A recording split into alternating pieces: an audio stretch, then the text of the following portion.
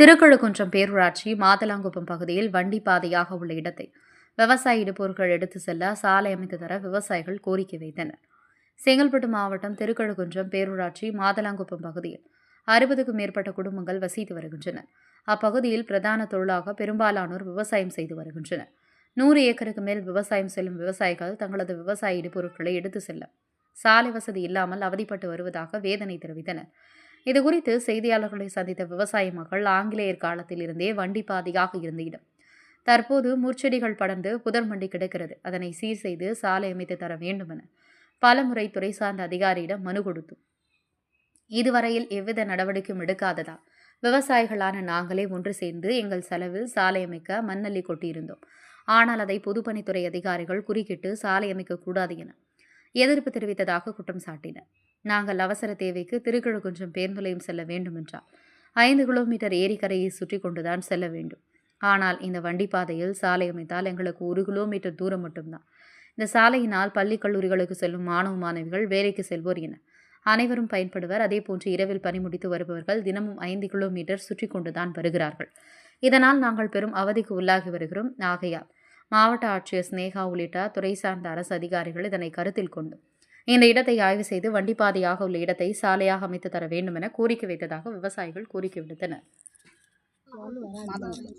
திருக்கழுக்குன்றம் பேரூராட்சி மாதுளங்குப்பம் கிராமம். என் பேர் கவிதா. எங்கள் ஊருக்கு வழி இல்லை. ஏரிக்கரை மேலே போகிறோம், 5 கிலோமீட்டர் வழி. அந்த 5 கிலோமீட்டர் ரொம்ப கஷ்டமாகுது. இப்போ அந்த பக்கம் இது போடுறாங்க, வழி இல்லை. பசங்க ஸ்கூலுக்கு போக முடியல. எங்களுக்கு 1 கிலோமீட்டரில் வழி இருக்குது. அதை எங்கள் சொந்த செலவில் போட்டால் கூட பொதுப்பணித்துறை தடுக்கிறாங்க. அதுக்கு வேறு ஒரு இடத்துல ப்ரெஷர் பண்ணுறதுனால அவங்க தடுக்கிறாங்க. இவங்க எங்களுக்கு போட விடலை. எங்கள் செலவில் போட்டதுக்கும் விடலை. இப்போ எங்களுக்கு அறப்பறுக்கிற வண்டியோ ஒரு பயிர் வைக்கிறதுக்கு உண்டான சாதனங்கள் எதுவும் எடுத்தார முடியல. அப்போ நாங்கள் எப்படி ஜீவனம் பண்ணுறது?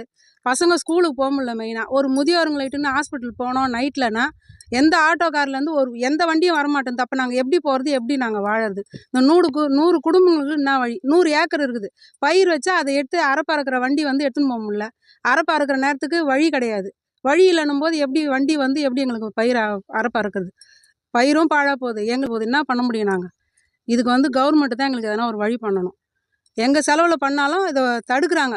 தடுக்கிறதுக்கு தான் ஆள் வராங்களேங்காட்டி ஒரு 100 குடும்பம் போக்குவரத்துக்கு வழி இல்லையன்றதை யாரும் யோசனை பண்ணல. அப்போ கவர்மெண்ட் எங்களுக்கு எப்போ எங்களுக்கு வழி ரோடு பண்ணி தர சொல்லுங்கள். வேறு ஒன்றுமே நாங்கள் கேட்கல. எங்கள் செலவில் தான் நாங்கள் பண்ணுறோம். கூட கவர்மெண்ட்டும் கொஞ்சம் போட்டால் தான் எங்களுக்கு அதிக பாதி வழி நாங்கள் போட்டுக்கணும். இன்னும் மீதி பாதி வழி எங்களுக்கு வழி விடணும். இந்த மழையில் எங்களுக்கு ஒரு வழி இல்லைனாலும் இன்னொரு வழியில் நாங்கள் போகலாம். இப்போ 5 கிலோமீட்டர் எங்களுக்கு எவ்வளோ கஷ்டமாக இருக்குது போகிறதுக்கு. 1 கிலோமீட்டர் அந்த 5 கிலோமீட்டர் இப்போ எங்களுக்கு போக வழி இல்லை. என்னன்னா அங்கே பள்ளம் எடுத்துட்டாங்க. அவங்க 6 மாதம் ஆகும் வழி முடியன்ட்டாங்க. அவங்கக்கிட்ட நம்ம போய் சண்டை போட முடியாது இல்லையா? இந்த 1 கிலோமீட்டர் வழியை சரி பண்ணலான்னு பார்த்தா அதுவும் விட மாட்டேன்றாங்க.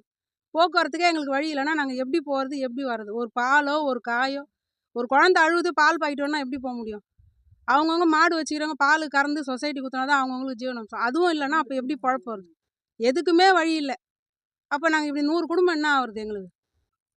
இந்த தொல்லையாலே இப்போ விவசாயிங்களாம் எங்களுக்கு இடமே வேணான்னு ஃப்ளாட் போட ஆரம்பிக்கிறாங்க. பாதி பேர் ஃப்ளாட் போட்டாங்க. இருக்கிறவங்க பயிர் வைக்கிறவங்களும் இப்போ அவங்களுக்கு அவங்களாமே விற்றுட்டாங்க. நம்மளும் ஏன் அதில் லோல் பண்ணோன்னு அவங்களும் விற்கணும்னு ஆரம்பிச்சிட்டா அப்புறம் நாங்கள் எப்படி சாப்பிட்றது? எல்லா பைசாவும் இருந்தாலும் அரிசி இருந்தால் தான் சாப்பிட முடியும். பயிர் வச்சாதான். பயிர் இல்லைன்னா ஒன்றுமே பண்ண முடியாது. இருக்கிறவங்களுக்கு எப்படி சாப்பாடு? பயிர் ஒன்றா இப்போ இருக்கிறவங்க ஒவ்வொருத்தராக ஃப்ளாட் போட்டுன்னு அப்போ யார் எப்படி சாப்பிட்றது? சாப்பாட்டுக்கு வழி இருக்காது. பைசா இருக்கும் கையில், சாப்பிட அரிசி இருக்காது. அதான் நடக்க போகுது. நிலமை இன்னும் போனால் ஒரு 10 வருஷம் கழிச்சா அதான் நிலமை. வேறு வழி கிடையாது. ஐயா, நாங்கள் இந்த மாதம் கிராமத்தை சேர்ந்தவங்க. நாங்கள் இந்த ஊரில் சுமார் ஒரு 100 குடும்பம் இருக்கிறோம். நாங்கள் விவசாயத்தை நம்பி வாழறோங்க. எங்கள் கருத்தில் இப்போ விளையிற நெல்லையோ எங்கள் ஊருக்கு வர வேண்டிய டிராக்டர் வரதுக்கு வழி இல்லாத இருக்குது. இடையில் நாங்கள் ஏரிக்கரை சுற்றின்னு போயின்னு வந்தோம். ஏற்கனவே இப்போ ஏரிக்கு தான் இப்போ ஒரு தேங்கலில் இது எடுக்கிறாங்க, பிரிட்ஜு காட்டுறாங்க. அதனால் சுத்தமாக போகிறதுக்கு வழி இல்லை. எல்லோரும் விழுந்து வாட்டின்னு வரோம். நாங்கள் இது ஏற்கனவே இங்கே வண்டி பாதையாக இருந்தது. இந்த இடம் திருவனந்தபுரத்துலேருந்து தேசியம் போகிற அளவுக்கு வண்டி பாதை இருந்தது.